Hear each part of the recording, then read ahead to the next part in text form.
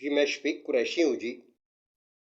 आज हम एक बहुत ही इम्पोर्टेंट एक टॉपिक डिस्कस करते हैं, जो कि आपकी रीडिंग में और लिसनिंग में बहुत ही इम्पोर्टेंट है। देखिए, रीडिंग में और लिसनिंग में हमने अंडरस्टैंड करना होता है, टेक्स्ट को अंडरस्टैंड करना होता है। In other words we have to understand the context of the text.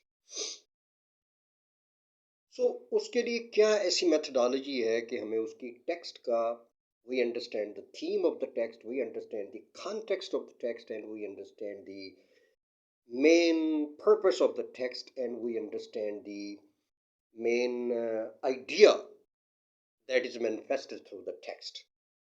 How can we understand it? उसके लिए जो best possible way है, that is skimming.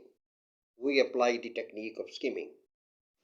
अब बहुत सारे IELTS के स्टूडेंट्स और PTE के students they don't understand what's the precise meaning of skimming. ये स्किमिंग बात तो कर रहे होते हैं हम सब लोग कि जी इसकी स्किमिंग करें, इसको स्किम करें, इसकी स्किमिंग करें, but we don't actually precisely understand what's the actual meaning of skimming. देखिए, जो भी टेक्स्ट आपके सामने है, उसको स्किम करने का मकसद ये होता है कि हम इसकी कॉन्टेक्स्ट को अंडरस्टैंड कर लें, इसका जो मेन थीम है उसको अंडरस्टैंड कर लें, जो इसका मैसेज है वो हम अंडरस्टैंड कर लें। In order to understand the theme of the text or understand the purpose of the text or to understand the meaning of the text, it's not necessary that we understand the meaning of each and every word.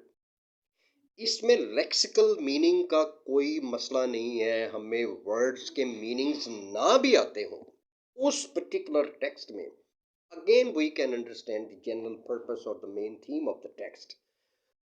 अब ये होता है जी, जो skimming होती है उसका असल में मकसद ये होता है कि हमने ये नहीं करना होता कि हर वर्ड का हम मीनिंग अंडरस्टैंड करें। हमने स्किम उसको करना होता है, टेक्स्ट को स्किम करना होता है बीच बीच में से, और हमारा with the ultimate purpose of understand the overall purpose of the text. हमने मकसद हमारा ये होता है कि हमें पूरी टेक्स्ट का पता चल जाए, चाहे हम कोई स्पीकर हमारे सामने बोल रहा है उसको हम सुन रहे हैं, या हमारे सामने कोई टेक्स्ट है उसको हम रीड कर रहे हैं। हमारा मकसद ये होता है कि हम उसको इस तरह से सुने और उस तरह से रीड करें, बीच बीच में से रीड करें, जिग जैग रीड करें। कोई ज़रूरी नहीं इसमें हमने हर वर्ड को अंडरस्टैंड नहीं करना होता, हर वर्ड को रीड नहीं करना होता, क्योंकि अगर हम हर वर्ड को रीड करने लग जाएं तो उससे फिर क्या होगा, it would be utterly wastage of time and we would just waste time unnecessarily. हमारा मकसद सिर्फ और सिर्फ ये होता है कि हमें इसका थीम का पता चल जाए, तो उसके लिए हमें हर वर्ड पूरी टेक्स्ट को रीड करने का हमारा जो है ना वो मकसद नहीं होता।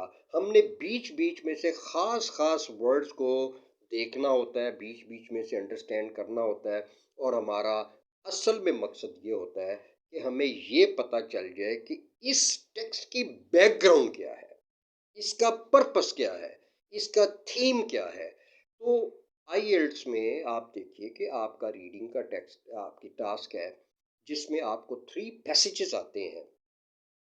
तो उसमें वो कर ही वो सकता है अच्छी तरह से, जो अच्छी तरह से स्किमिंग जानता हो।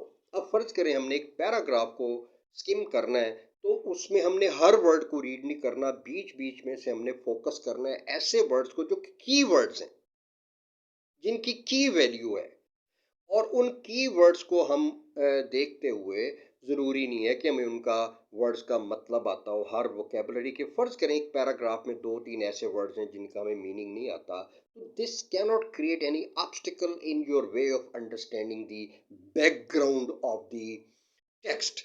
You can still understand the background of the text even if you don't understand the meaning of certain of the words, a few words or a few words.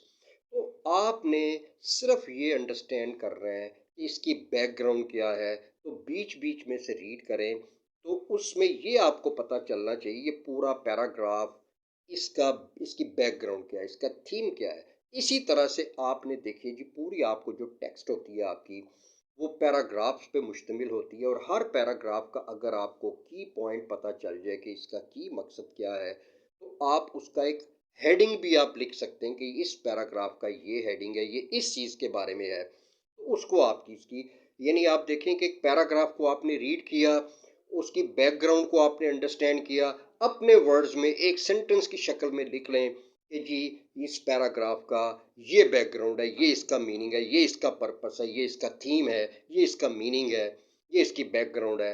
आप उसको लिख लें एक पैराग्राफ में। इस तरह से आप आईएलटीएस की रीडिंग के कई टास्क आप कर सकेंगे।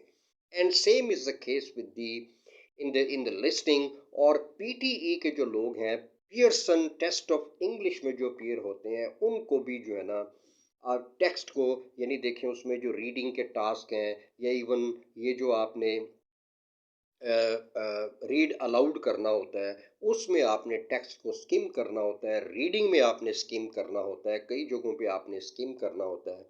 तो उसमें आप ये टेक्निक अप्लाई करें, अंडरस्टैंड करें कि स्किमिंग है क्या। सिर्फ ये स्किम स्किम करना ये काफ़ी नहीं है, हमने इसको अंडरस्टैंड करना होता है। स्किम का मतलब क्या होता है, हमने बीच बीच में से जंप करके रीड करना है ताकि हमें पूरी टेक्स्ट की बैकग्राउंड का पता चल जाए।